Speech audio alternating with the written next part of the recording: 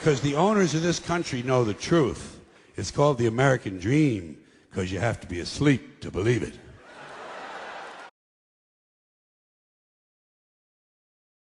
The next minutes could change your life forever.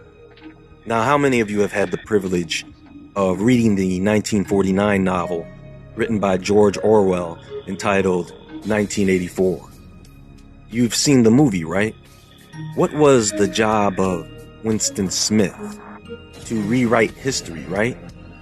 To destroy the original paper documents and transcribe a new history in a format that could be better controlled, in a system of extreme socialism, which was kept alive by the society's preoccupation with being at war. After watching this film, people ask, how could people let things get this way? You can't physically control your target population. There's not enough of you. Yes, you can do it through people in uniform, which is manipulating the target population to police the target population, but you can't do it en masse. What you need to do is control the perceptions of the population, because perception is everything. Perception dictates what you believe, what you don't believe, what you'll challenge, what you won't challenge, what you'll accept, you won't accept, support, won't accept, support, everything. Once they've got your perceptions, they've got you, and they've got your life, and they've got the collective perception. They have humanity. This is why they want to control the information that people receive and to marginalize alternative ways of looking at the world. Because where do perceptions come from? They come from information received. When I look at the world, I see vast numbers of people who are perceptually programmed. We've been saying for years now, but there's got to be a catalyst if they want to get everyone onto these new digital management systems. You can't just bring all this stuff in. People aren't going to go for it. As you can see, everything has changed in a week, and the justification under the old adage, never let a good crisis go to waste. You never want a serious crisis to go to waste. And what I mean by that, it's an opportunity to do things that you think you could not do before. This article coming out about what they're going to do with this situation and how our lives aren't going back to normal. Again, the very next day, you had the New York Times coming out with how the White House has a federal government plan that's warning people that a pandemic will last 18 months or longer. It's going to have multiple waves. It goes right along with it. And at the same time, you have Bill Gates coming out and saying that eventually everyone's going to have some sort of digital certificate to prove that they've either been tested, recovered, they've had a vaccine. This is really about reshaping society, and it's in the headline, just as you said. The headline itself, we're not going back to normal. When did they use that kind of talk? After 9/11, when they said this is the new normal. Is this the new normal until the height of the summer?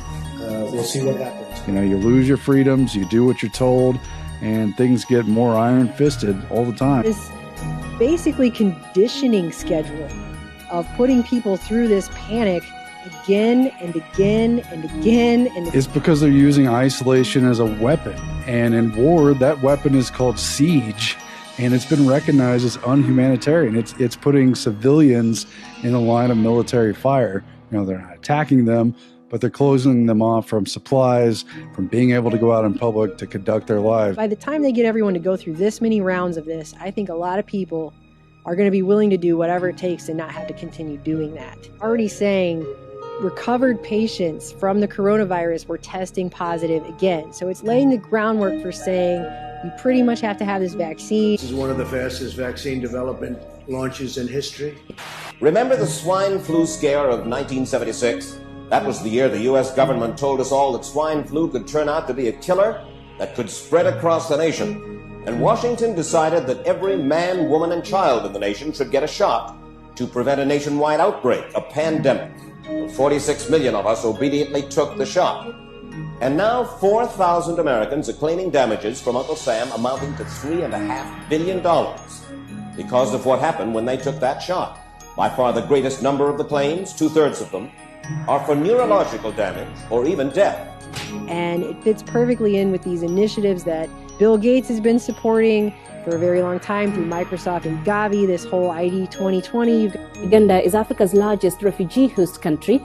It has been rolling out a biometric data system with the help of the United Nations. The UN says it's logged 1 million people so far, and urban refugees are still being counted.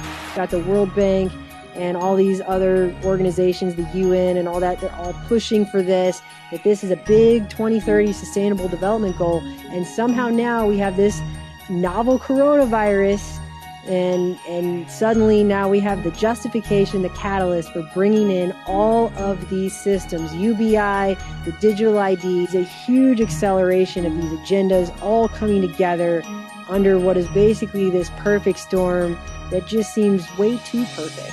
But the thing is, the one asset we still all have is public perception. If the public in general don't swallow this medicine, then this plan won't work. So the best thing we can do is expose it for what it is. If people see it for what it is, and people saying, enough of this, you're not going to control my life over a glorified flu, then maybe we can stave this off.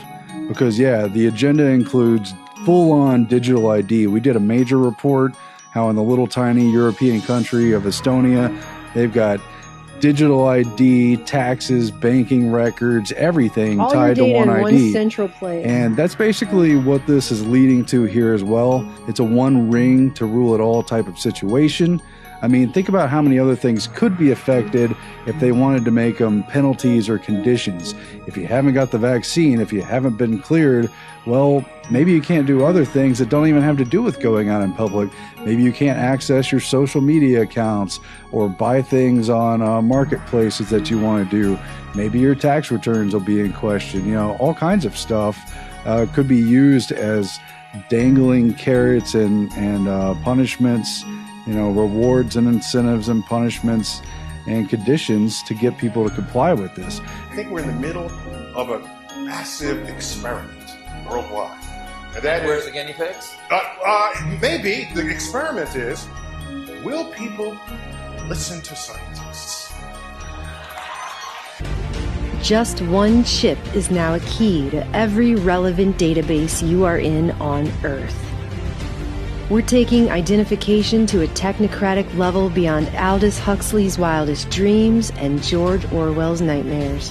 One chip linked to your unique citizen number connects to all of your relevant societal business, including your passport, your driver's license, and all Federation-required licenses, titles, and registrations, your car, home, and medical insurance, all of your medical records, including your mandatory annual psychological evaluation, your DNA profile, and your prescriptions, your voter registration and history, and your bank account and digital universal basic income credits. But that's not all. Your blockchain-protected New World Citizen chip also gives you a digital footprint everywhere you go on the web, from online news sources to all of your social media accounts, authenticating you online to ensure a safe, peaceful, and secure society where no one can offend anyone else, because no one can hide. Continuous, real-time, 24/7 tracking and tracing will ensure a truly peaceful, digital utopia for all. No more fear of identity theft or forgetting those pesky passwords, as your digital citizen mark will be biometrically verified through your fingerprints, iris scan, EEG, voice print, I'm sorry, Dave, and facial map. Being a digital resident offers you a new concept of freedom, to be a global citizen under your borderless digital New World Order. May be incompatible with faith and the actual definition of freedom. Databases wholly owned and operated by the People's Federated Republic of the Great Democratic United World States, Incorporated, and their subsidiaries. Your digital citizenship is legally binding, and data may be shared with third parties listed in subsection 187-C.2 without your express knowledge or consent. These terms and conditions are subject to change at any time, which is fine because they are 8,642 pages long and we know no one is reading the fine print. Travel allowed only in pre-approved, chip-validated mega regions and not including core or reserved sustainable development zones, as designated by the United Nations Convention on Biological Diversity. Online behaviors deemed negative or harmful are subject to UBI digital credit deduction without notice, up to and including account termination. See user agreement for further details. Our smart grid network touches every corner of the globe. It's one digital new world. And your chip is your portal to it. So apply today to authenticate and secure your digital citizenship. Because if you didn't do anything wrong, You shouldn't have anything to hide. and in this brave new world, And in this brave new world, you won't be able to.